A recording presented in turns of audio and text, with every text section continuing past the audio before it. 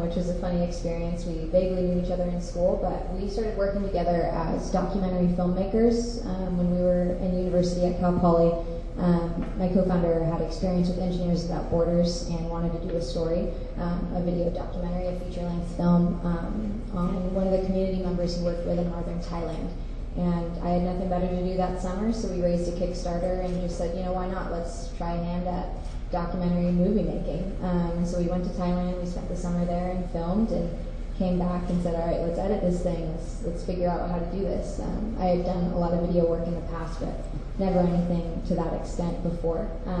And we really enjoyed working with each other, and we found that telling these types of stories were really important to us.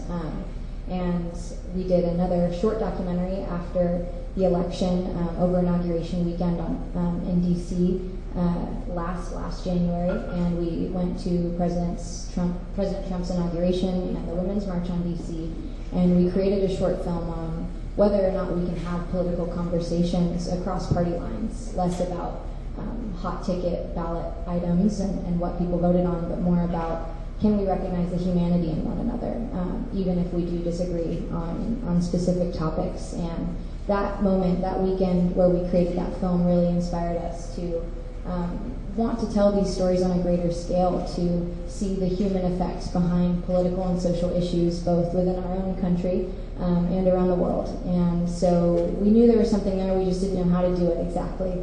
And we went through the Summer Accelerator program last year here in the HotHouse. We spent a lot of time in this room trying to figure out how can we turn this into a business. And the CIE really pushed us to think about scale, think about how we can tell more of these stories and create a scalable business. And so that's when we transitioned from documentary filmmakers to a digital news publication. And so now we're here working full-time with The Lens, and it's really changed and grown a lot.